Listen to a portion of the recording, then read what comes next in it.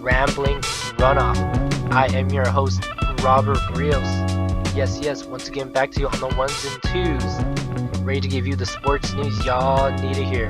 In my opinion, at least. But yeah, we got a lot of stuff to unpack today, and I hope you guys are ready, especially because there's another special episode. Not just because we're going into the month of February now, but because we got a very special guest returning, an originator, one of the bright minds that came up with this concept for this podcast, one of my bestest friends in the world. Everybody, unless you're driving, give a round of applause for Mr. Danny Tan. Danny, say what's up to the people once again. What up, world? Yeah. You ain't got to do all that, Robert. Well, I had to hype you up. I mean, we had to do a good intro. What do you mean, bro? You already forgot how it was. Yeah, it's good to be back. Man, thank you. I mean, I'm glad you're back. Hopefully, we can have you back a lot more times. You feel? Yeah, hopefully. Yeah. I mean, luckily, Danny, I know you've been doing some stuff recently, so obviously, I know going through this new year, we had the holidays as well. I wasn't gonna hit him up and see what he was doing, but yeah, man. And then to everybody else, we got a lot to unpack. We'll get into Danny in a bit, but just to let everybody know, we're going over some NHL All-Star, I guess recap, some Pro Bowl information. The Pro Bowl just happened. Oopsie, I forgot to mention that last time. And we also got some NBA whip around, some news updates in there. A lot of stuff happened in NBA very recently, by the way. And we're also on, what do you want to call it, Danny? Like, point watch with LeBron James? Yep. Yeah, LeBron watch. We're on GOAT watch. We'll see what it is. Yeah, so we're going to keep tabs on that as of this recording. In the warm-up, like I always say, the warm-up's always a crapshoot. So I was like, what can we do to warm-up? And then I was like, well, in the English Premier League, Man City is about to get heavily penalized for spending too much. But we're not just going to just focus on them. We're going to talk about a little bit of spending, specifically with teams and other sports all across the world. So we're going to go into that. And of course, always at the rundown at the very end, we're going to talk about whatever else we couldn't talk in the main portion of the show. So stick around to hear what we got. But yeah, we got all that to unpack today. Danny, how you feeling today? I'm feeling pretty damn good myself. No, yeah, what man. What about you, Robert? I mean, I'm chilling. I mean, it's kind of cold where I'm at right now, but I think I'm gonna survive. But I'm just glad to have you back on the show. It's been a hot minute. I mean, how have you been? It's been a minute. I'm doing all right. Yeah, has some stuff going on, but just grinding and moving. Has anything new or interesting happened in your life? New or interesting? Not much. Well, I guess since I last been on, I'm in the same fantasy league. I'm number 2 currently, so I'm doing pretty well. Not much. Been picking up golf again after a little bit of a break. So it just been working basically. Yeah, just been working, grinding. Nothing too spectacular to note. I mean, it'd be like that sometimes, but I feel like that's like everybody. It's just hard to find like interesting things to be like, oh yeah, I did this last week, but it's like, well, how am I supposed to do stuff when I just go to work or drive home every day, you know? Yeah. Work eats up so much of my time. I know, dude, I feel you, dude. I remember at my old job, I mean, you remember, I would always say, I'm like, dude, I have no time for nothing. Like, this is not what I wanted. This Yeah. ain't it, bro. Yep. It was not pushing Man, I P wish I could work energy. from home, man. I mean, I used to do that at some point when I was in college. It was okay. When I used to work at the newspaper. Yeah. I mean, it was alright. It was just very long nights, so it was always a crapshoot, so it was whatever. Yeah.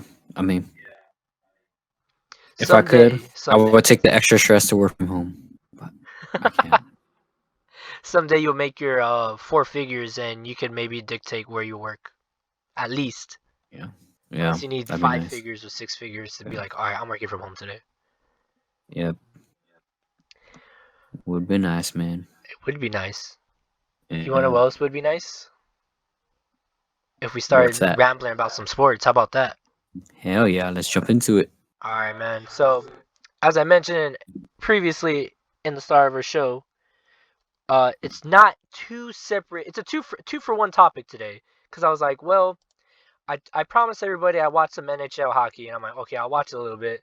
But also, I should also admit, I goofed up, and we have some omissions.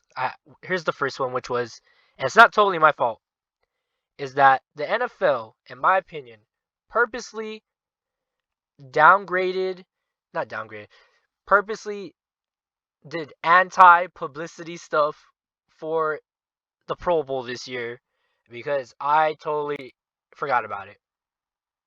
If I'm being honest with everybody, like I think I had mentioned a while back the Pro Bowl selection, but I never really did any like research or like anything like look up about the Pro Bowl itself. I just knew, oh well, they're gonna play dodgeball and there's gonna be a flag football game. Like that was like the extent of what I knew about it. So oopsie doopsie. But before we get to the Pro Bowl, which we will talk about a bit, and Danny, I have some questions for you in regards to that. We'll go over some NHL. The All-Star game just passed by, which I did see a tad bit of it. It was very quick, in my opinion. Um, so the first day it was the skills challenge. They had multiple and interesting activities and events that the All-Stars competed in. Um, there was like the 10D tandem, fastest skater, hardest shot, breakaway, which more or less they all kind of were simple in mind. I would say that 10D tandem one was kind of weird. I was a little confused. Uh, but yeah, just to kind of run through what occurred. I guess the 10D tandem was like it was like this weird like group game where I guess you had one person, you had two goalies, and then I guess they had other team members. Like one goalie would shoot the puck down the all full ice field or court, whatever you want to call it, full ice shot, had to at least make it on goal or into the actual center of the goal in order for his teammates to try to shoot a shot to the opposing goalie. I know it makes more sense when you watch it, but it was interesting to me. Um, Also, the fastest skater, dude. Danny, the fastest guy skate, and Andre. I have no idea how to say his last name. Gosh damn it, Andre. Should I give it a shot? Yeah, go for it. Andre Shevchkonik. No, I Maybe. don't know. That's Well, I mean, you see in our notes, he skated at 13.699 seconds, which is just insane, bro. that's insane. How far was the distance?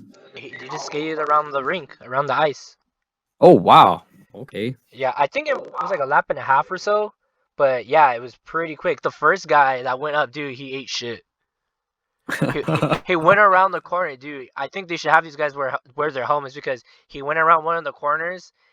He was like on the right side, like the flat, like the shorter side of the rink, and he was gonna make the turn, and he like I don't know what happened. His skate like slipped from underneath him, and Oh dude, god damn. luckily he like was able to like position his leg. Like they had padding on some of the sides, but not like above, like high on the board. Like it was on the bottom, Oh on the ice. no.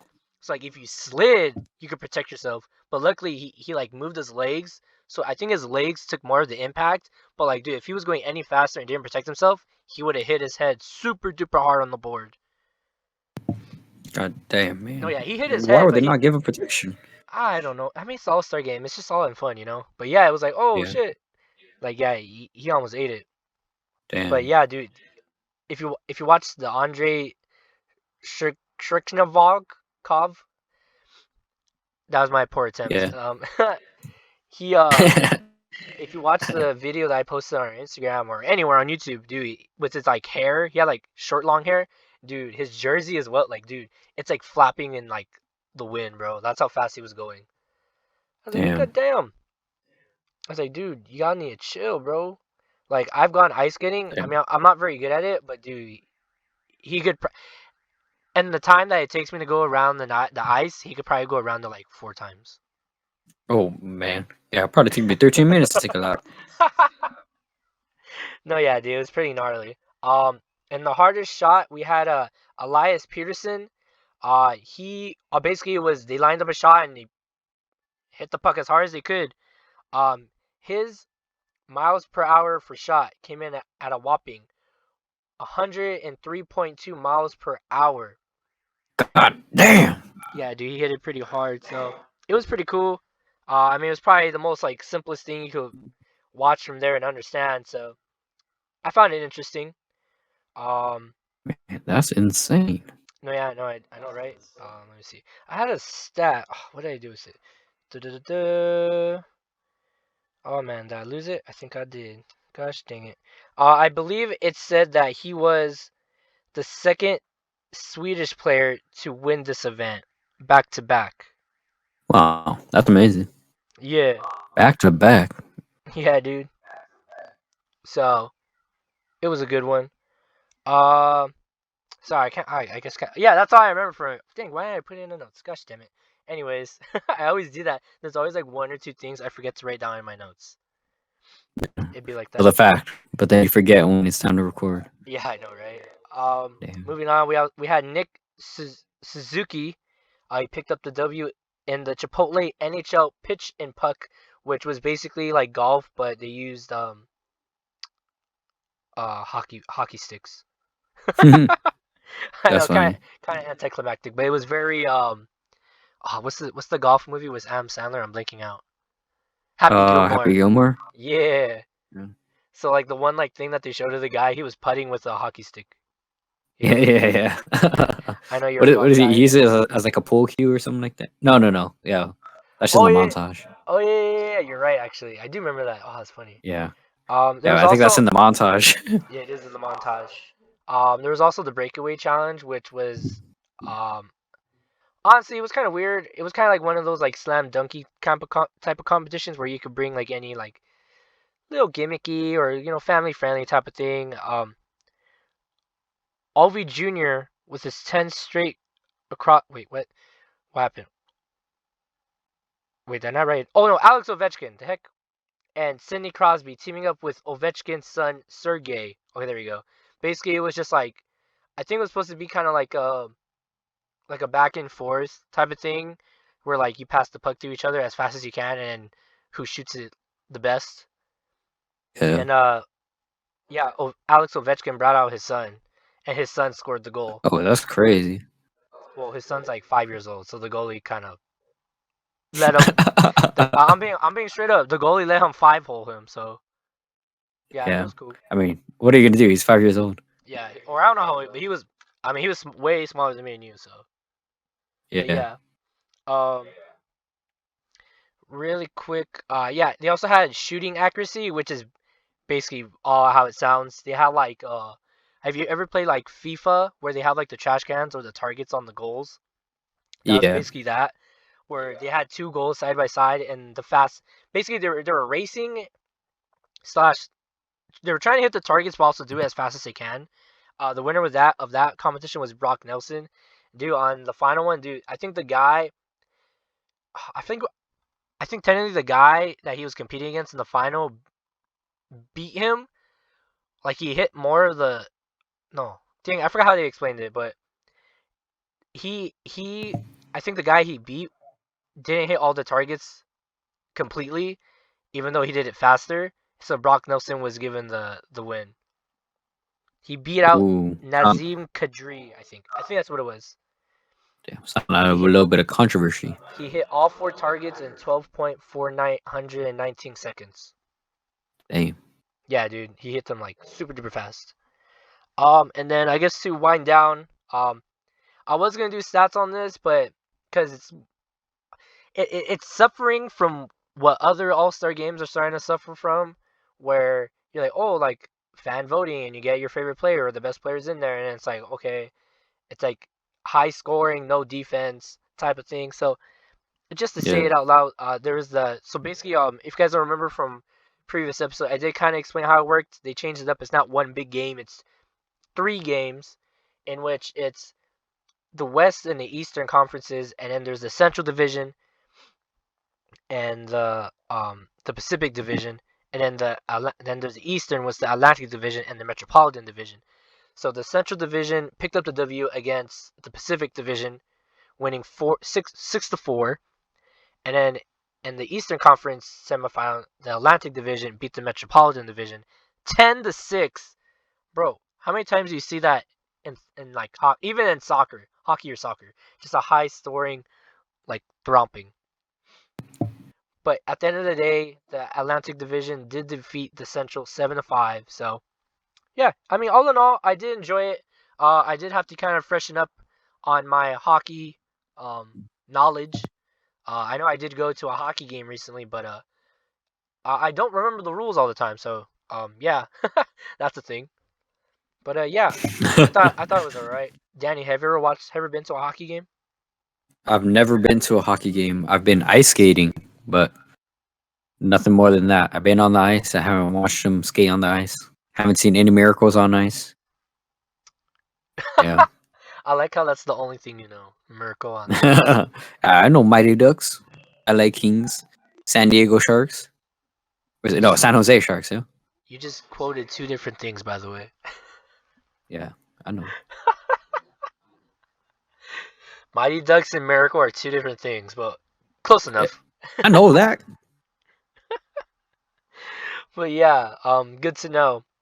Do you have anything that I know you didn't get to add much on the hockey, but do you have anything to add about the NHL All-Star game, Um, which I know no, you but totally saw? yeah, I definitely saw that. But I the only thing I gotta add is exactly what you're saying. All star voting across all sports, top to bottom, is moving in that direction. Offense for any sports or scoring for any sport really dictates who gets all those all star votes and whatnot. It's not really uh an MVP or like the best player there on each team type of thing. It's just who's most popular or who's been able to score most that season. That's a shame that it's moving in that direction, but that's what it is. I'm glad you said that because in the second part of our first segment, which I said earlier was NHL and the Pro Bowl, the NFL Pro Bowl, I feel like they suffered from that, but I'll give them the benefit of doubt because this was the first year that they did like a newer version of the Pro Bowl. Because the past like couple seasons in the Pro Bowl, they've been a bust. Like you watch like the competitions and activities, they always kind of come and go. Like they're always different, but the game itself just became like two-hand touch, where it's like okay, like Hmm. these guys are being competitive, but they're making it look uncompetitive, where they're not tackling, they're not doing anything crazy. They're not running down like the field at full speed like most of the time. So that's what they tried to rectify this year. Uh, they added a bunch of new activities, like I said, and then they also the game itself was just turned into a flag football game, which was divided up into three sections. So basically, they kind of integrated everything all together. So instead of just like, oh, this one player won longest throw or best accuracy, they did like AFC versus NFC, in which they all had coach and everything. So for the AFC, they had Peyton Manning, and for the NFC, they had Eli Manning, who was in charge of their respective squads. So for the Pro Bowl games, which was what they were called, um, basically each conference was competing for points. So every time they won a competition, they get like 2 or 3 points for that competition. You get what I'm saying? Yeah, I mean it's like kind of like a field day. Yeah. So basically, the conference with the most points is the winner, and then they would gain more points from scoring touchdowns in the flag football games. I get it. So because I think what it was, dang it, I didn't write this down again. Gosh damn it! I think the score going into the actual flag football game was 9-3 AFC. I think. Correct me if I'm Damn. wrong. No, but that's what I'm saying. They'd only done like 3 or 4 like competitions.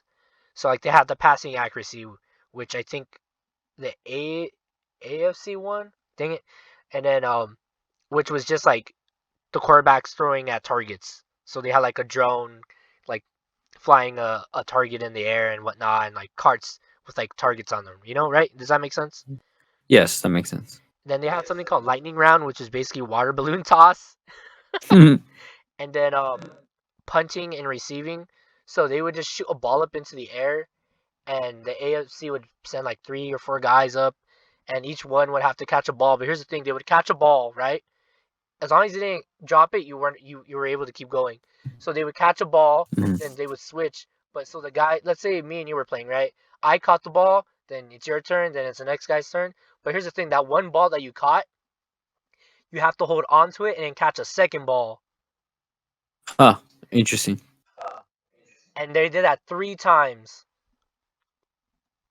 Yeah. So basically, it was the team Damn. So that you had to be you had 2 balls on your person. You had to grab another one. yes. Damn. So That's that hard. was kind of interesting. Yeah. They also did well, I'm gonna go a little bit out of order because I want to talk about it with you real quick. They did dodgeball. So basically, they did Yeah. NFC offense. They did basically they did like NFC versus NFC and AFC versus AFC, but they divided it between offense and defense. So they had a NFC Hmm. offense versus NFC defense and AFC offense versus AFC defense, and that's how they decide, all right, what AFC team and what NFC team is going to play against each other. And the winner was the Uh. NFC offensive team. And then in Oh, this one, awesome. like they did the longest drive, which is a pre-recorded contest, by the way, obviously. Uh, Makes sense. they went out to a golf range, and I know you love some golf, Danny. Yeah. And I gave you one homework assignment to do before we Yep. started And I recording. watched it. And what did you think of it? Basically it was longest drive wins the points for their conference. What did you think of it, Danny? Yep. Yeah. It was pretty fun to watch. You know, it was clear they had a couple of guys. I don't know how they picked those players to participate in the event, but they had a couple of guys who seemed like, you know, they never even had a golf club in their hand before, or did anything of the kind. But you know, it was pretty entertaining. Of course, the 2 widest guys on there hit the longest drives, but it was really cool because even, you know, it's just athleticism. You know, these people. It seems like, you know, they typically don't play golf, or you know, they do so leisurely. They hit some incredible drives. I think on average, most of them were hitting like 290, something Yeah, like that, which is awesome. I would just like to also point out that although you're saying, oh, they look like they never even hold a club before, which you are correct because do you not see there is small vignettes where they're like, oh, up next, like for example, if it was you, you'd be like, up next we have Danny Tan, and you'd be like, hi, I'm Danny Tan, I play for the Los Angeles Rams, and I just looked up YouTube videos on how to hit a golf ball. Yeah, yeah. I think a couple. I saw. I don't remember their names, but there was like 2, 3 players that said that.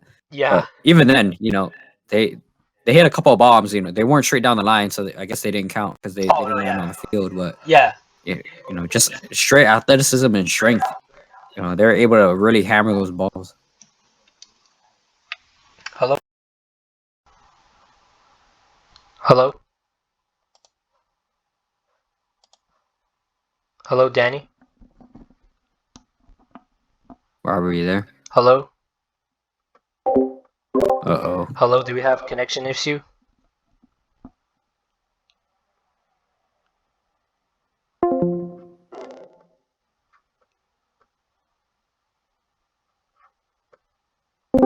Jeez. Hello. Hello. All right, we're back. Hello. Did you hear me? Did we lose Yep. connection there? No, we a little bit of a technical difficulty. No, I'm just kidding. I think my one of my cables got loose, so it came off. But it's okay. We can keep rolling. We can keep that in. Okay. All right. Let me clap again so you can no, find it again. it's all good. Okay. I think Three, everyone probably two, just one. heard. You don't There have it to is. do that. I'm keeping this in, by the way. Keeping the whole thing in. I think everyone just probably heard the cable disconnection go off, but it's all good. I mean, I said some stuff in the middle. No, they can I hear mean, what? you. They couldn't hear me. Oh, okay. Ooh, whoops. but but it's But all real good. quick, as we speak, LeBron has scored 10 points.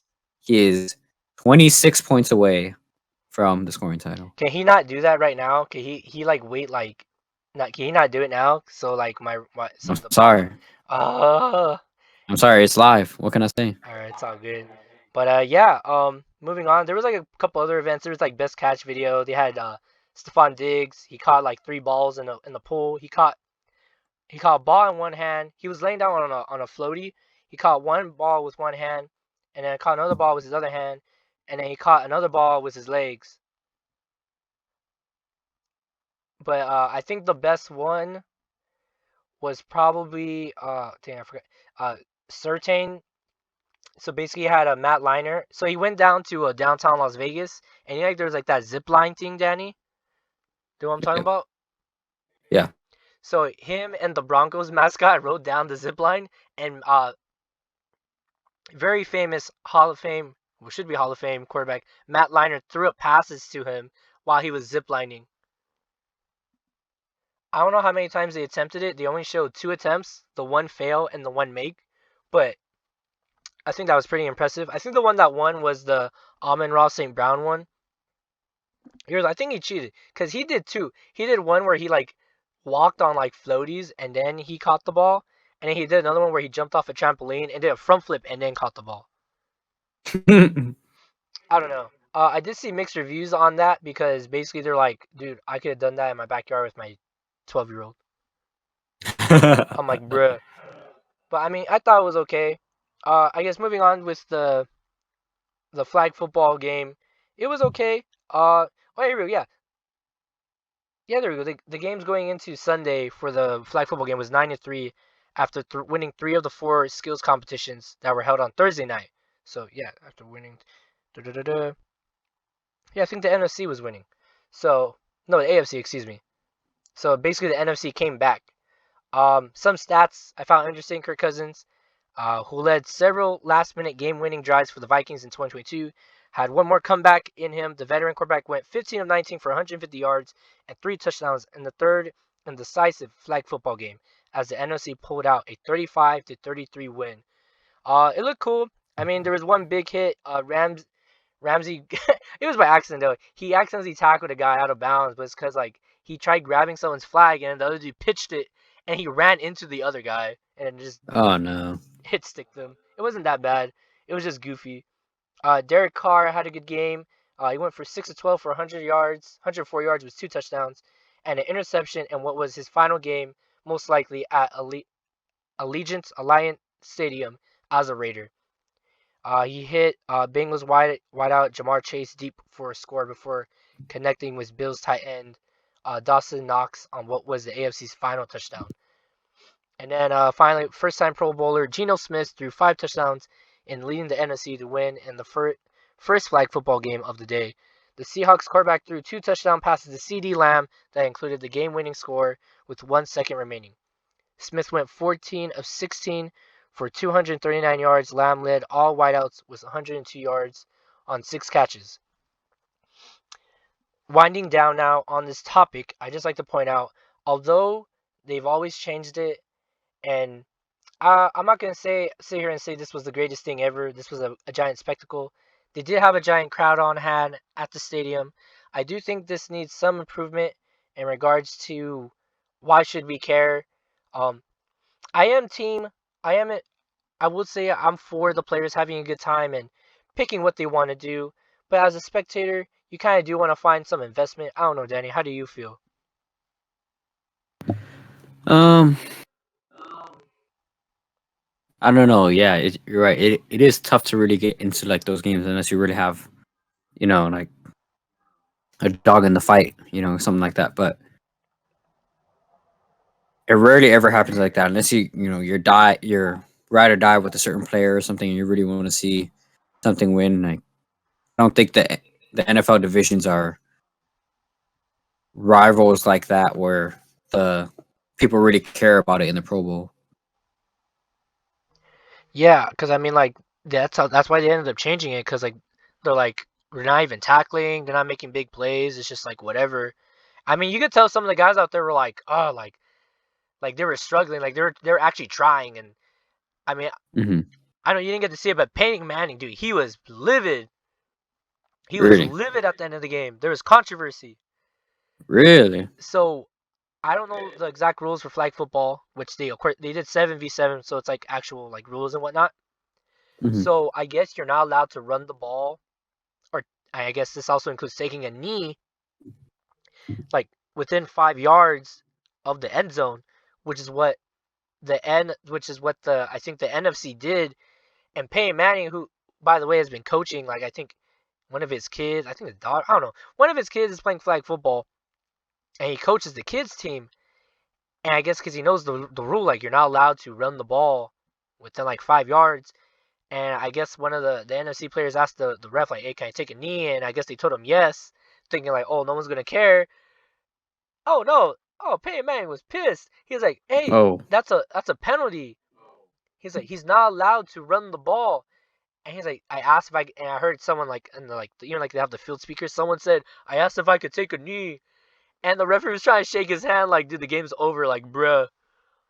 I'm it's like, already too late. yeah, like too late, and you just see the clock ticking down. I'm like, oh, that sucks. I think like they were taking it serious, or they were having fun with it, but you still want it to be Yeah, regulated and officiated properly still. yeah. So I mean, you got some fireworks in there, but I think the NFL still has some modifying to do.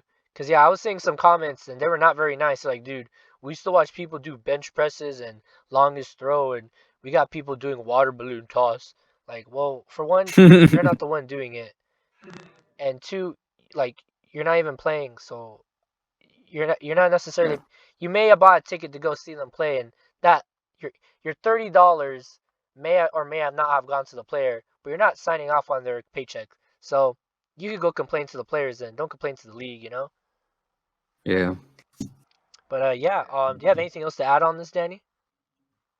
Um. Yeah. I mean, maybe that the Pro Bowl has to do some. I mean, I think they did it before, where it's more player led. Like you do kind of like a, like only related to the NBA, but like a team captain draft, where you have the pool of your All Star Pro Bowl players, and you're able to draft them within that, so you can get something a little more interesting. They did that one Get year. people more invested. Yeah, They did that. I the NBA forgot. did it for a couple years as I well, but forgot who they did it with, but yeah, they had like a whole ass draft and everything. yeah, Dang. I think it was with one of the Mannings. I don't I don't remember who remember it that, was but either, but yeah, it was basically kind of like basically got like a bunch of like NFL celebrities, and they basically did fantasy draft in real life, and that's how they did the Pro Bowl that year. Dang, I forgot about that. I'm glad you strung up my yeah, memory. But yeah, I think maybe they should go to something similar, just not have fans yeah, vote because it's always a crapshoot. yeah. The fan votes are always so bad. I mean, we can get into it a little more when we talk about NBA, but it's just horrible. Yeah, which I mean, I'm good on my Pro Bowl NHL All-Star talk. Are you ready to talk some basketball around the court? Oh hell yeah, yeah. Alrighty then. So yeah, this is another reason why I love having Danny on the show, because he loves himself some basketball. So, Mr. Danny Tan, I know I like me some b-ball, not too much as you like it, but it has been a Hmm. while since we've heard your basketball knowledge. So, Danny, you probably know better than I what's going on in the NBA, and in the summary of sorts, who is the best team right now in the NBA? Well, the best team in the league right now, as it stands, is the Boston Celtics. Disappointingly, as a LA native, the Boston Celtics with a record of 38-16. But they're being chased by the Milwaukee Bucks and the Denver Nuggets, who have very similar standings. But both in the East and the West, there's only a handful of teams that are close to the top, and those top teams are not very far from each other. From first to sixth place is the biggest difference in the East. The Boston Celtics with 38 wins and the Miami Heat with 29 wins. But up until fifth place with the Brooklyn Nets, there's only about a 6 game difference. Something so small. We're a little bit past halfway through the season, but everything is so close. In the West, everything is even closer. The Denver Nuggets, again with 37 wins, but everything after third place, the Sacramento Kings, they're only a handful of games from third place to outside of the play-in, where the Lakers are at 13th place. It is only a 5 game difference approximately. Yeah, so basically any team could go on a hot streak and go from like last to first, basically. Yes, yeah, I think the official difference is 12 games to win and lose for a comfortable switch in spots, but I mean it's still so close. We've got so many games left. The West is wide open. I think the East is a little more decided. Yeah. those in the play-in are in the play-in, and everyone outside is really on the outside looking in. Um, but then again, those outside looking in teams in the East and West are, excuse me, only a handful of games in between there. No, yeah, I mean, I'm looking at the standings as well. Like in the West, for example, I would say it's a little bit closer. I think the better teams are in the East. Just looking at the records, but like Yep. basically the three teams looking, like I said, outside looking in. You got Portland, Thunder, and the Lakers, who could all, if they go on a win streak, can make it into the play-in games. And if they really want to, after the All-Star break, make it into the top six. So if they want it, like I said, basically they would have to go on like a streak, a win streak, or just hard consistency of wins back to back with a loss here and there. They could Yep. turn it around. Yeah. Um, yeah. Like you said, that you know, we don't want to harp on the Lakers too much, but just even down to, well, the Rockets and Spurs have no chance, but The Rock. Oh no, yeah, that's why. the Oh, that's Lakers why or I the said. Oh, Thunder. that's why I didn't mention their name either. By the way, that's why I said. Yeah. That's why I said Lakers, Thunder, and Portland. And then I guess the teams in Yeah. the East, it would be same thing. You're getting rid of the bottom two. For the East, it's the Magic, the Wizards, and the Raptors who are on the outside and could just get like 3-4 wins and they could be in the playing game at least.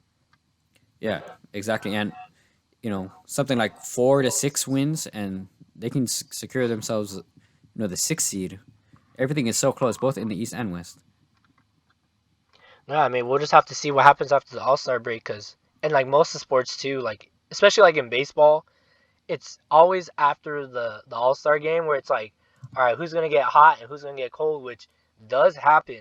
Where not even just teams, Oh yeah. players themselves. Where, for example, Matt Kemp, when he returned to LA, he was on fire, and then after the All-Star game, went ice cold. Yep.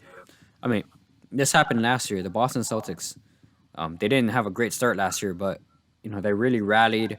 They had a little bit of a streak before, and they really rallied after the All Star game to make it to, the NBA Finals. So you never know what teams could pull off a run. This year, teams that were expected to go much higher, like the Clippers, with Kawhi healthy, the Mavs, with Doncic getting what he wants, but losing Brunson, you thought they would be doing much better, but they're still holding their own in the 5 seed. The Suns, 2 years ago in the NBA Finals, are in the 6th seed. Some teams that are disappointing can still very much secure the playoff spot and make a run this year. Yeah, I mean we'll just have to wait and see until what the All-Star game is like in 2 weeks or so. I think that's why I reported on previously in a prior podcast. So hopefully I don't forget this time and they actually promote it, because yeah, I think the NFL purposely did not promote. That's what I was trying to look for. They didn't promote anything in regards to the Pro Bowl games on purpose. I was like, bruh. Yeah, I mean, I don't know why they would do that, because I can only imagine how much money it takes to even put these things on. Yeah. But, it's just something strange. Maybe they want to phase it out because it's a discussion across all these sports. You're playing this game for the fans, but there's always a chance of injury in these games.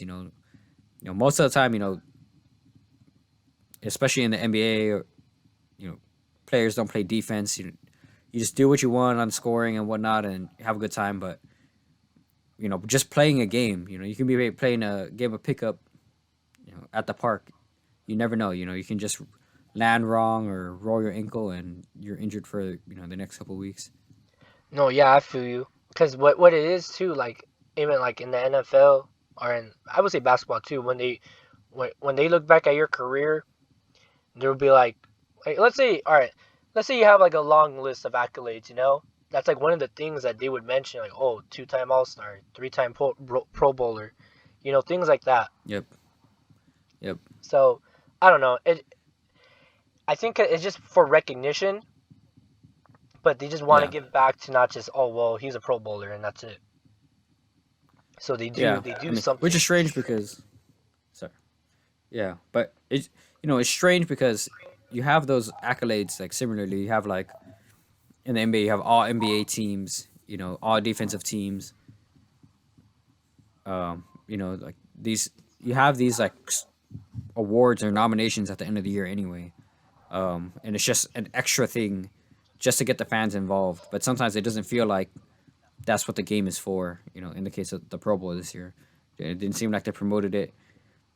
After scoring or after voting, I don't think it really engages fans to watch, especially if you're voting for your favorite football player to play football, and then they're doing all these other random things, like a field day.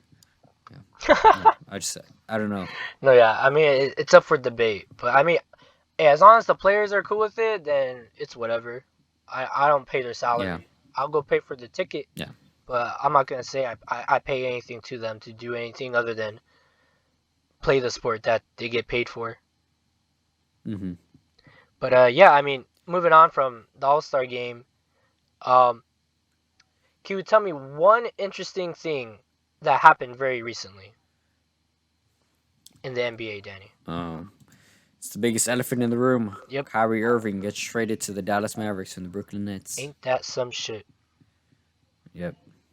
Yeah. After a tumultuous summer, for Brooklyn, where KD requested a trade, and at the end of the summer, talking to the front office, he decides to stay with Brooklyn.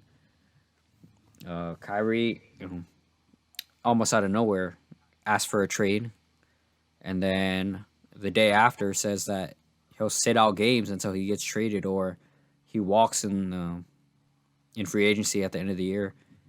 And only a couple of days after that, he's moved to the Dallas Mavericks for. He moves with Markieff Morris for Dorian Finney-Smith, Spencer Dinwiddie, and a handful of picks.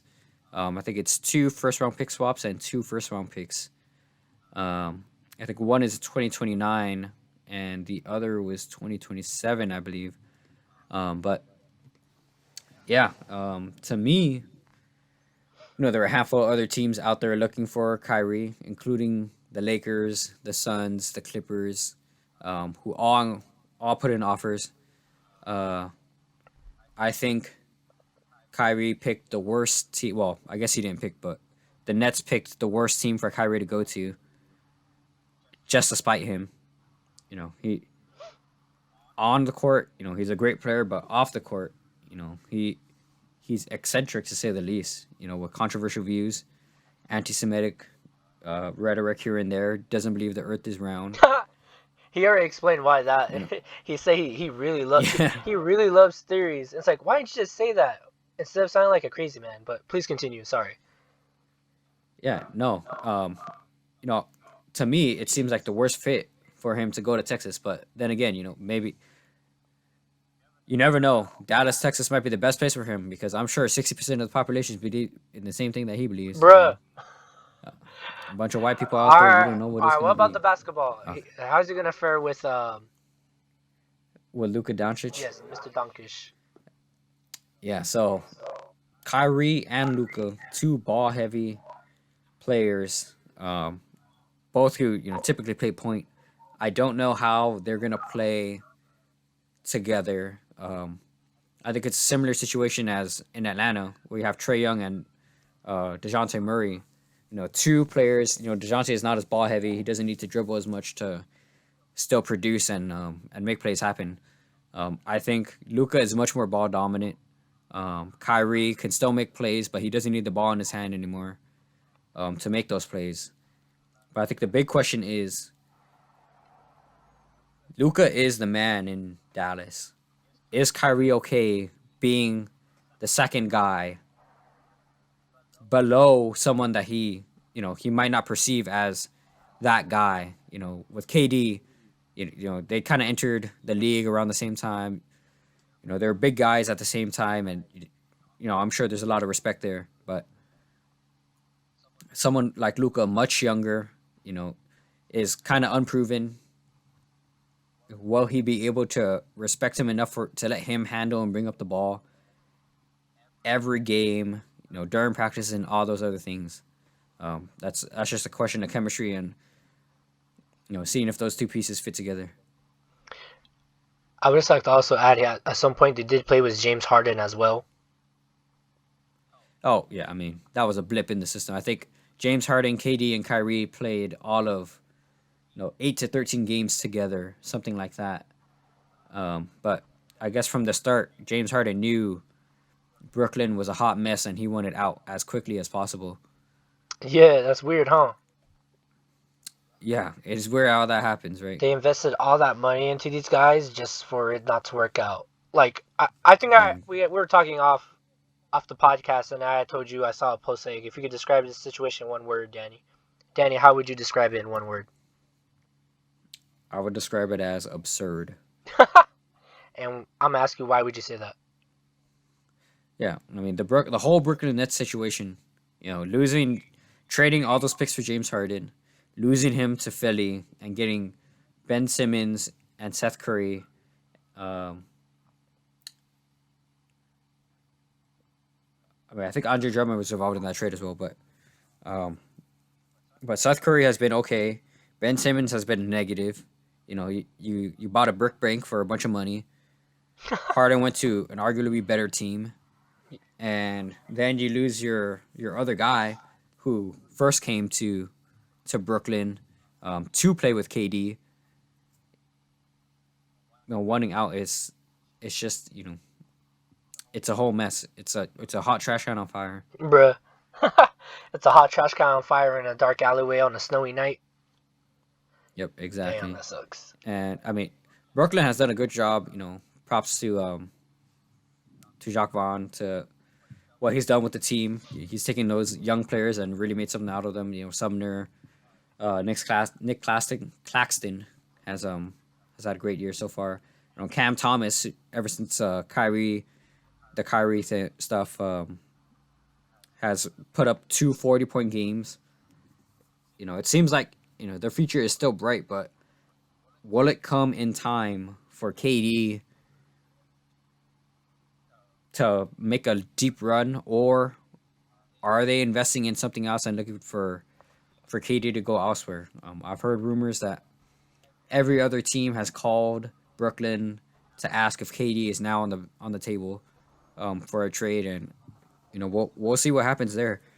I believe that Brooklyn has enough young guys, if they're willing to tank for a few more years, that with picks and whatnot, and trading for maybe some younger players, not taking veteran minimums, but taking some young guys with a lot of upside, eventually in a couple of years, they'll be contenders, even without KD.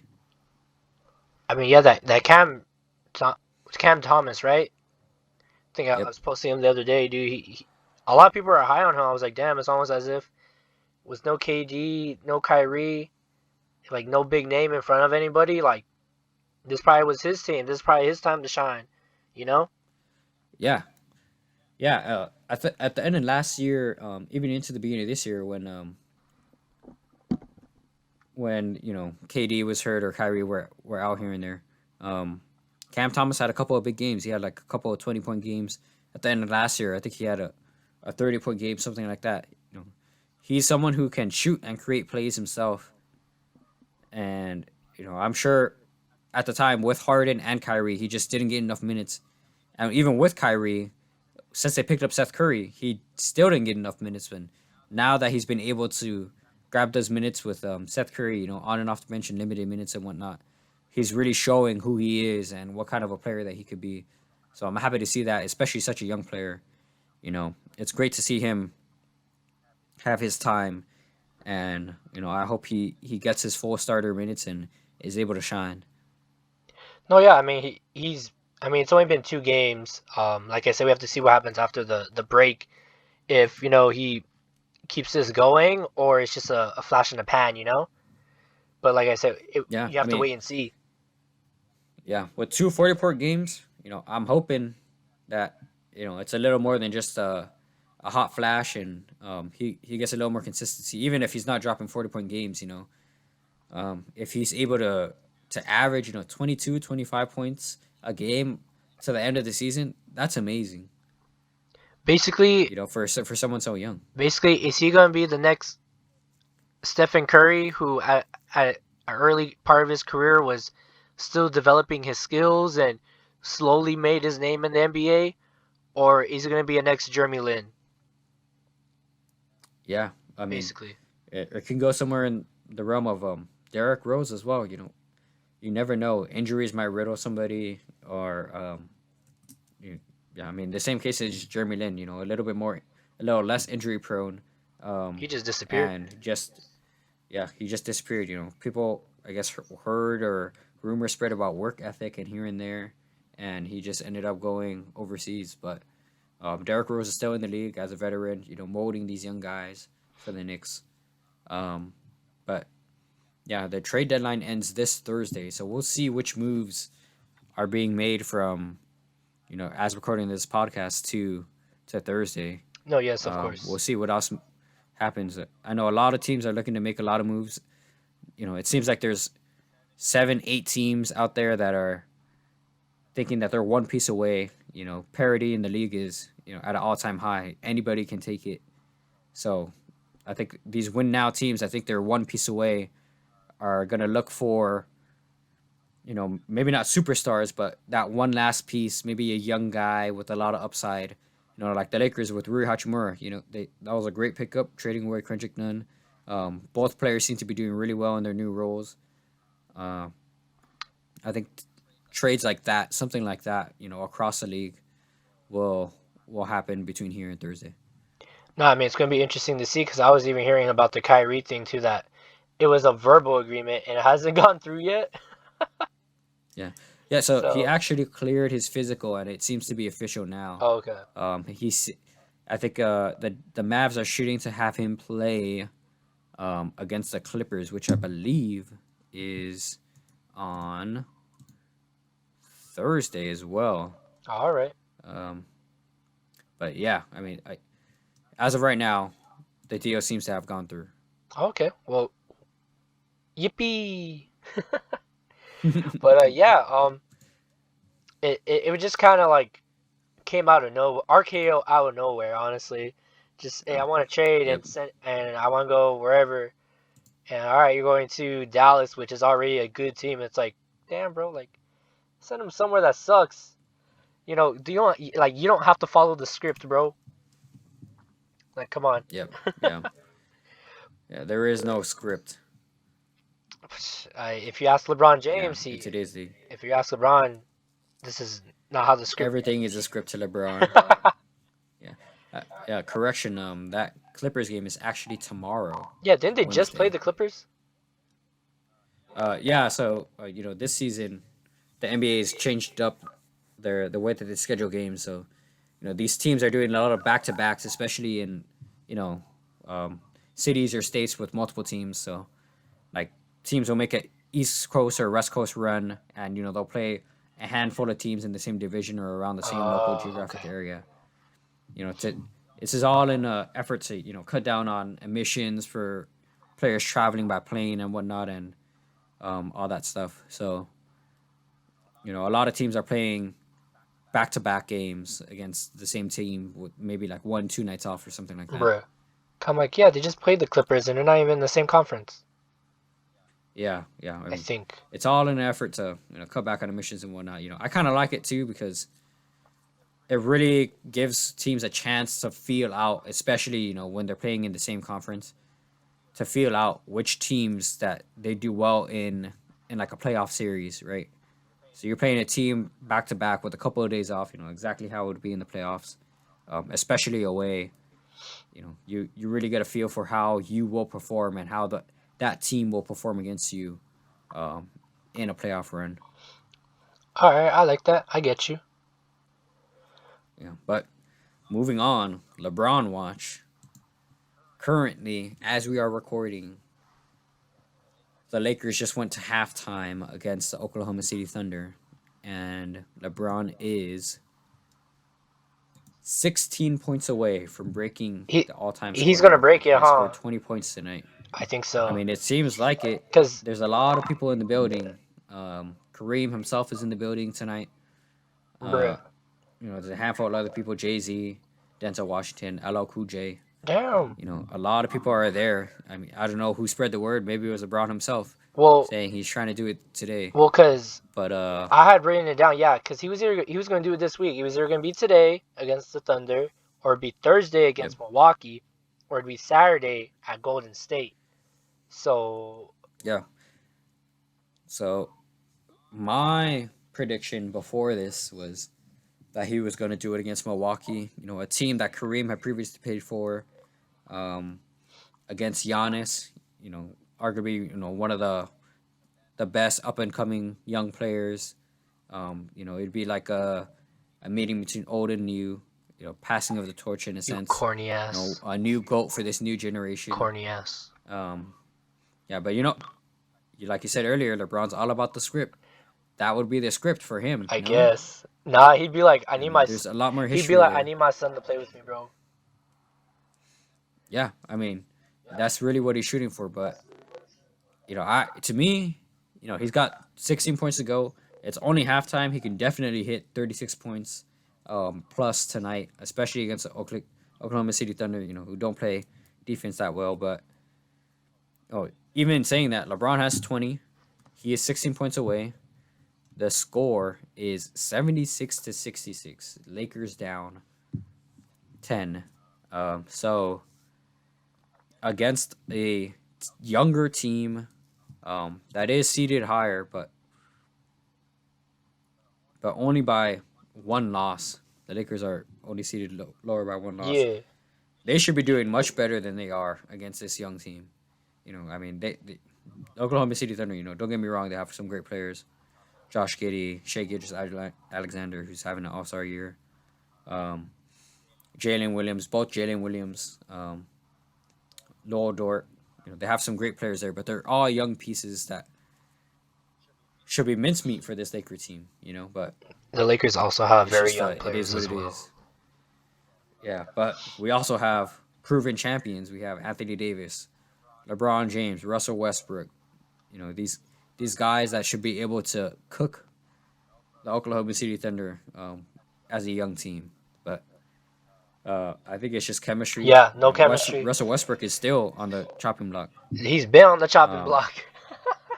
You know, yeah, but you know he's currently in 6 Man of the Year What conversations. the fuck? Um, Are you joking? yeah, you Hey, know, you know we've gone over. no, I'm No, not. wait. He's I number. know we've gone over a little bit of time on the NBA discussion. Are you joking me right now? No, I am not. Russell Are you Westbrook, bullshitting? as soon as he moved to the bench, has become the 6 Man of the Year leader. What the fuck? Nah, I don't believe you. I know I haven't been Yep. following basketball that much, but nah, I don't believe you. I don't believe you. No, believe me, don't believe me. It is what it is. It's the truth. You're telling me he's busting Carmelo Anthony, moving to the bench, I and for mean, some reason being a better player? yeah, I mean, Carmelo Anthony did not ever want to go to the bench, and he was forced to go to the bench. So And look what in happened. this case, Russell And look Westbrook what chose to and go to look the what bench. happened. He turned his career around for being a bench guy. So you're telling me this was going? Nah, I don't believe you. You're joking. Yeah, I mean, it's the truth. All right, I guess Um, I gotta believe you. Only because yeah. you're my In addition, friend, bro. I mean, I guess the last thing to say is I think LeBron wants to hit the scoring record tonight because I didn't realize, but Dwayne Wade is also in attendance for this Laker game. So it seems like everyone that he wants to is there. Both his sons are there. His family's there. Kareem is there. You know, it seems like tonight's the night for him, and I think he's going to go for it. So he's gonna drop 40. I mean, You have to at this point. All he needs to drop is 36. I mean, might as well. Yeah, That's why I I was say thinking, all like, he needs to, he's but just gonna drop 40, 40, and then they're gonna yeah. lose. I mean, a couple interesting facts about this scoring record. LeBron is 38. I think Kareem broke this scoring record when he was around the same age, around 36 or something like that. But Kareem didn't come into the league as early as LeBron did. LeBron did straight out of high school. Kareem played 4 years of college. That's true. Kareem made 1 3 his entire career, where LeBron has made thousands of threes. So there's a couple of caveats to say that LeBron has a scoring record at this age, but I mean it's something unbelievable for him to be doing at 38 and still scoring this much. It speaks to how well Kareem was doing, being an older player in the league at the time, not shooting threes, still being like undefendable with the skyhook. But LeBron on the other end, scoring consistently and having the type of career that he's had for 20 years and still at 38, averaging close to 30 points a game since he's turned 38. I think he's actually been averaging 34 points a game since he turned 38. It's amazing. No, yeah, this record's been held up for a while. I have my notes right here. Kareem, he began his career in 1969. He played 6 seasons before heading to LA. However, with LeBron, he has scored at least 36 points in 9 out of 43 games he played so far this season. That's 20%. So there's a chance he could take it down. He's going to take it down tonight. And I think this is the first time they played the Thunder this year. But he did have a 33 points against OKC last season, and his 28.1 points per game average against the Thunder is 8th highest against any opponent. So, yeah, I think you are correct. I think he is going to do it. So, congratulations, Mr. James. You are the scoring leader. Good job. Yeah, and just to say a couple more things really quick. This year he's become the 4-time all-time assist leader. He scored 40 points or more against every team in the franchise or every NBA franchise. He's done a lot this year, and his sons are in attendance, and I think he wants to stay in the league to play with his sons, create a legacy and a generational legacy. Hopefully, I think his goal is to play or make a deep playoff run with his sons, maybe win a championship, to really hand the keys to the house to his kids. But we'll see. This is a great day, great year for LeBron. And congratulations, Mr. James, like you said. If you don't make it, LeBron, it's okay. You do it next time. Thank you. Yeah. But moving on here. Not out of this topic, but just to go over some things. 4 must-see games, really quick. We got Dallas at the Clippers on Wednesday. Saturday, Philadelphia against Brooklyn. And then on Sunday, we got Memphis versus at Boston on ABC at 2 p.m. Eastern. That should be interesting because right now they don't really like each other. So we might have a good game on our hands. If you happen to have League Pass, you could watch, what do we got here? No. Friday, Dallas at Sacramento. Saturday, Chicago at Cleveland. And Danny, do you have anything else to add on? I got one more thing to say. It's very quick, but do you have anything else to say in regards to the NBA topic? I got way too much to say, but I can save it for the next time I'm on. All right, for sure. But all I gotta say is, watch out, referees. I'm watching you, bro. Don't be screwing this shit up no more. Everybody's watching these refs, man. Don't be screwing this shit up no more. I don't know if you. I'll just say real quick. The last episode, Danny, I don't know if you heard it, but I had a segment just basically talking to the referees and how they need to fix this because it's getting ridiculous. So we're watching you, bro. We're watching you. Yeah. As I point to the imaginary referee in my room. Yeah. I think we should adopt some of the FIBA rules, but we can talk about it next time. No, yeah. But I'm glad we were able to get some NBA news out of the way, Danny. But are you ready to step on forward? Yep. All right. So, in this week's warm-up topic, like I said very, very earlier on, Manchester City in the English Premier League is holding on to hearing a possible punishment from the league and I believe the FA for breaking financial rules over the span of 9 years, in which they broke these financial fair play rules around 100 times, in which in that span they have won the Premier League 3 times during that time period. So the worst, from least to worst case scenario, worst scenario is that they get a fine and then they probably lose out on, or they get limited spending, and they can't buy or they can't purchase people in a specific transfer period, which is okay. Do you follow this, Danny? Not really. Okay, basically they spent too much money and basically they weren't supposed to, and they've done that since like 2009. Hmm. So there's no like luxury tax thing. Uh, Uh, I'm not exactly sure, but I know they spent 100,000 pound, 100 million pounds on a guy recently. So, um, holy. yeah, so they got oil money. Wow. So, That's crazy. they've been doing this for a while, and the worst case scenario. So I gave you the very least bit of punishment, which is more or less similar to what we're used to here in America, correct? You know, you get fined, Mm-hmm. you get some sort of Yep. restriction.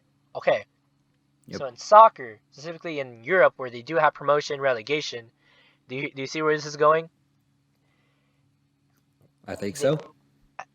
okay, so it hasn't been 100% clear on how it's going to work, but it's either they're going to get points deducted, which will significantly drop them down into the relegation zone, which in the Premier League Division 1 of English soccer, bottom 3 go into relegation. So that would put them in the relegation zone. But what I'm also seeing too, as well, is that there's rumors that they're straight up just going to get kicked out of the division. And if Wow. anything, if they get kicked out of the division, I think they do go to Division 2, but even the second division, the championship division doesn't have to accept them. Wow. So it might go all downhill from here, which is just bonkers to me because we don't get that here in the United States where, people get suspended or people are forced to sell, things of that matter.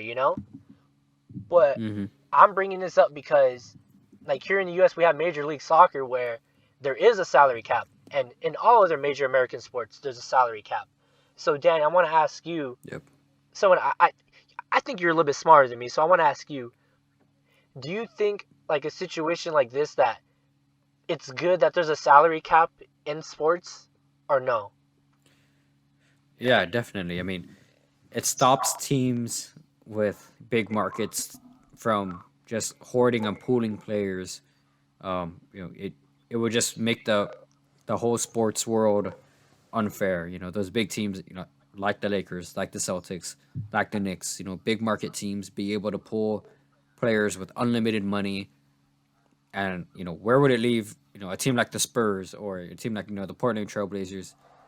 They would never get any players, with any significance other than, maybe some hometown heroes here and there, from playing with them and playing for them with any type of, conviction. These salary caps are there so that you protect competition. They're also there so that, you can kind of limit how much money is being spent on individual player, by proxy, by limiting how much in total you can spend. And I think it's there as a safeguard. They always end up expanding these caps anyway, because everyone's making more money. Yeah, because then the The teams leagues want want the more teams want to money. spend more. They're like, well, I want to get him, and they're like, Exactly. well, he's worth this, and it's like, well, I can't even buy him because you already set up these regulations that just do not work.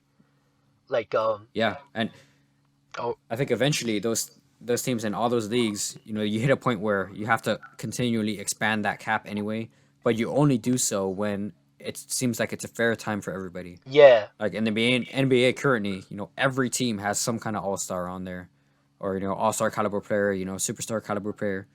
So I think this year they're discussing a salary cap increase and a move up from the limit to make the luxury tax apply only at higher limits of the cap. So moving it up now seems fair, but I think sports all across the world need to do something like that. It'd be interesting to have something like uh, um, a penalty to relegate some teams, down. Like, can you imagine an NBA or an NFL team being moved into a different league, to the XFL oh my or to the G gosh, League? that will be the day, Having Danny. players move back and forth, that'd be insane. That will be the day. But yeah, but having something in place like that really makes things fair. Um, I like it. Sometimes I can argue the caps are too low or too high, and super teams still exist and whatnot. But Yeah, we had that problem for like in like the mid 2010s where it was like, well, LeBron James goes to Miami and then KD went yep, to fucking Golden went to State, Golden State, and and then we just had Golden State and Cleveland playing back and forth for well, I years. mean, they were the Um, best teams. What are you gonna do, you know? And yeah, exactly. But even then, around that time when Golden State was going, what they lost to Cleveland that one year, and they're like, all right, well, yeah, we're missing a piece. All they needed was yeah, one piece of consistency, and that one piece of consistency was named Kevin Durant, and that's how they took it. yep, But yeah. I, but I think that's where to prevent these super teams from forming and whatnot. That's where your commissioners and whatnot have to step in and say like this is gonna make it unfair. We've seen these teams together for however many years already. This is the fourth year that we see them meeting in the finals. Something's got to change. But sometimes Adam Silver, he had his own way of doing things. Things leveled out themselves because stars, too many stars can't be in the same place. You know what happens? They form a black hole. Just like in reality. Art imitates life and here, there, and whatnot. So things even out eventually, but those are some boring years to see and guess who was going to make it to the NBA Finals. no, I mean like in the MLS, for example. I'm a soccer guy. There is a Yeah. hard salary. There's like literally tiers of spending. There's general allocation money, there's team allocation money, and then there's designated player money. Which, if you Mm-hmm. could tell which one's lowest to highest, obviously is designated player. Which right now, I believe it's at 1.2, 1.5, or 8 million to be a DP, designated player. So Mm-hmm. you get three, and you got TAM deals. TAM guys are probably the golden ticket because you're not paying too much, you're not paying too little for a guy. And you got your general allocation where you're probably looking at, I don't know, it's changed. So I think at some point it was at maybe 100,000, which isn't a lot. Mm-hmm. Um, I think for TAM you're skipping around that 700 to 900,000.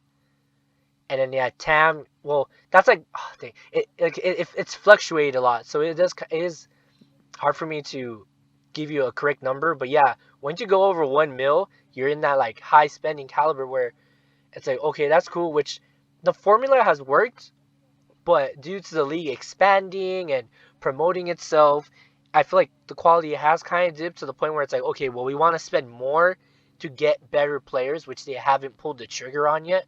Because there was a rumor they were going Yeah. to add a force DP, but they never did it. And that was like in 2018, 2019. So it's been a couple years now, and now the league is at like 29 teams.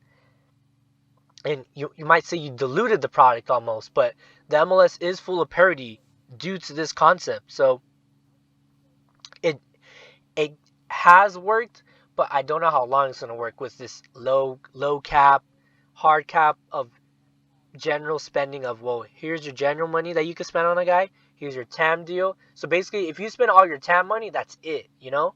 Do you get what I'm saying now? Yeah. So, I don't know. It's very strictly regulated, which I think they Yep. should not get rid of it, but expand upon it, and hopefully you would see a better product on the field. Yeah. I mean, that's one strategy. Yeah. It's interesting seeing how these leagues, enforce, their salary caps and whatnot. Yeah.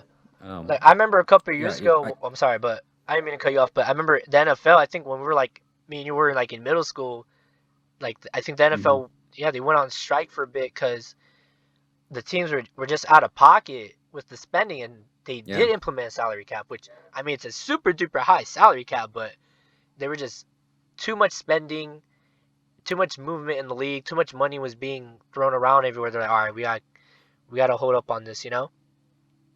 yeah. But yeah, I mean, I just wanted to like talk about it with you because I know you know how to crunch some numbers better than I can, and I think you would Yeah. understand this topic a little better. I mean, the numbers don't always have to make sense. It just has to make sense enough so that the organizations make money. But I agree that having these salary caps and a lot of these caps and these rules only came into place when these players and whatnot got a little bit more power, going on strike, forming player unions and whatnot, and That's having true. player associations. You forget that these athletes are they're people too. They're making a lot of money, but There's a they're business. doing the same thing. They're putting in twice the amount of work. Yeah, it's a There's a business. business involved. They're clocking in. They're putting their bodies on the line and whatnot. So It's a, they have to secure their livelihood. But at the same time, the teams have to make money, and the organization has to make money. People gotta make Um, decisions. yeah, I mean, Like if a guy gets yep, hurt, it's he don't work out. But at the same time, it's yep, like, all right, he got hurt or he didn't work out. Like, what are we gonna do about it? Like, it's all about making not just the right decision, but the most logical decision. yeah, But yeah, I mean, yeah. do you have anything else to talk about in this warm up topic for today? No, All right. I think that's it. It's interesting the way that they implement these caps and whatnot. No, yeah. But it seems like all these teams have kind of found a middle ground, that eventually will work out for them. Well, too bad for Man City. We have to see if they get kicked out of the league. Yeah, yeah, Dude, ain't that some shit? But yeah, I hope everybody kind of enjoyed that little financial talk, salary cap talk there. I thought it was just interesting. I'm like, well, what can we do for the warm up? So I just kind of threw it in there. I knew we'd have a good talk on it, so I think it worked out pretty good. yeah. But yes, winding down in our programming, we're now in the rundown, in which we do discuss very shortly, um, quick sports topics that are currently happening or going to happen. In which we just give a quick summary on what's popping. To start us off here, the MLS is, depending on when you're listening, about less than 16 days until the start of the season. But the real news, around February 15th to I think about the 18th, is when you're about to see the MLS jerseys drop. Um, some of them have kind of already leaked. They look okay-ish, but I mean I'm worried that some of them ain't going to be popping because some of these jerseys are hit or miss, Danny. So I'm hoping for a good Yeah. jersey launch from the MLS this year. And more soccer news. The NWSL, their schedule is supposed to drop sometime this week. Um, so if you're listening to this like around Thursday, look up on the NWSL website, their Instagram, their Twitter, wherever. Their schedule should be up, so go check it out. Should be starting in the spring, I believe so. There was no more detail upon that. It should be released this week. Um, I don't know if anybody remembers when I started talking earlier. I said there was two omissions: the Pro Bowl, and there was a second thing, in which I forgot. And I promised myself I wouldn't forget, but I forgot.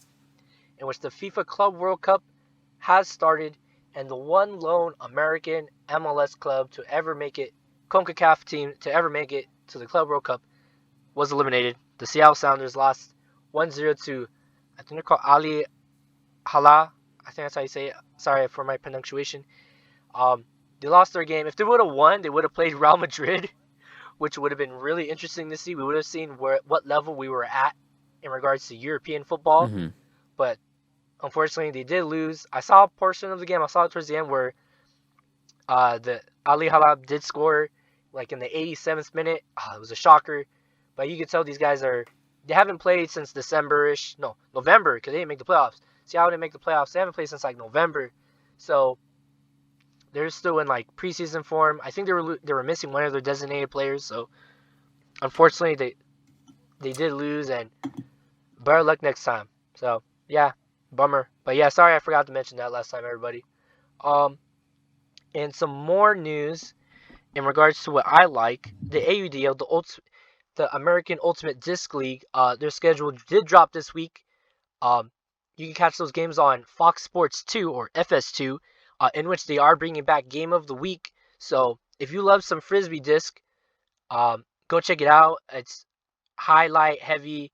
Um, I find it interesting. So I mean, Dan, I don't know about you if you like some Frisbee, but you should go check it out. It's basketball and soccer-esque. So it's my and your sport kind of coming together in a way. Yeah, I mean, I love playing Ultimate Frisbee. I'll give it a watch. No, yeah, man, go check it out, everybody. Yeah. Very, very soon, the XFL starts in about a week and a half. So if you need more football after the Super Bowl, go check that out. In the United States Football League, the schedule did drop this week. So if you're interested, go check it out. Yeah, we're doing another kind of house cleaning in here again, like last week. So sorry if it's just me spitting out facts very, very quickly. If that's not your cup of tea, I apologize. Dang it, I had it with me. Where is it at? It's on there. And receive. Here we go. Week 1 for the USFL. We got the Stars at the Showboats on Saturday, April 15th. And then we also have the Generals at the Stallions on April 15th. On Sunday, the 16th of April, it's the Panthers versus the Gamblers. And then on that same Sunday, we got the Maulers versus the Breakers. So if you need more football, go check it out there at the USFL and the XFL. This past weekend, I don't know if you know about this, Danny, but we had some NASCAR in our city, by the way. Yes, the clash at the Coliseum. I saw that promotion. It was interesting.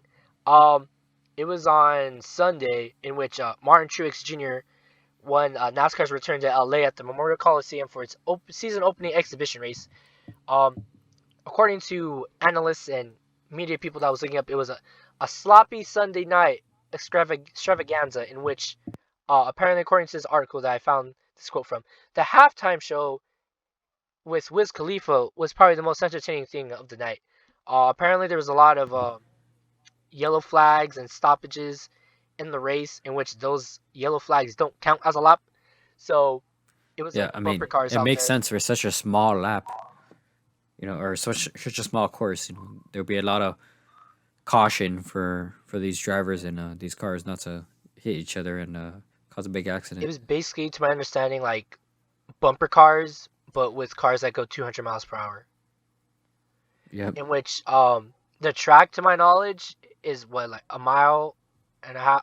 I think it's a mile and a half. So basically the size of like a track and field course, except there's no banks. Yeah. So it makes it not slower, but congested. In which I forgot what driver said it, but they were getting bumped so much that their steering wheel came off. Man, that is crazy. Yeah, so moving forward, in about a week and a half, I think I wrote it down somewhere. They got the Daytona 500, so looking forward to that. I think February 19th, the Cup Series opens. Yeah, Daytona International Speedway a week from Wednesday to begin preparations for basically the opening of the season. So yeah, if you love some NASCAR, go check it out on Fox. Once again, Daytona 500 from Daytona Beach, Florida. So yeah, go check it out. I used to love me some NASCAR back in the day, so that's why I included it here. Look, see, I know my sports, Danny. I know what's popping. Yeah. Until I forget something, which I probably did today, but yeah. I feel like we covered a lot today. We did cover a lot today. But yeah, Danny, I mean, that's all I got on here. Do you have anything else to say in regards to anything? Yes, I'm going to say, as of right now, with 4 minutes and 50 seconds approximately left in that third quarter, LeBron is 6 points away from breaking the all-time scoring record. Oh, yeah, he going to break it. Congrats, LeBron James. You did it. Yeah, congrats, LeBron James. Unless he gets... He's got a whole nearly 5 minutes left in the third. Unless he gets hurt. He's got the whole fourth quarter. Unless he gets hurt. Oh, no, I don't think so. Yeah, I mean, they keep patting back to Kareem, and he just seems nervous. I don't know if he's happy, nervous. Oh, damn. Sad to see his scoring title go. He's held it for so long. But yeah, I mean, it really is a changing of the guard.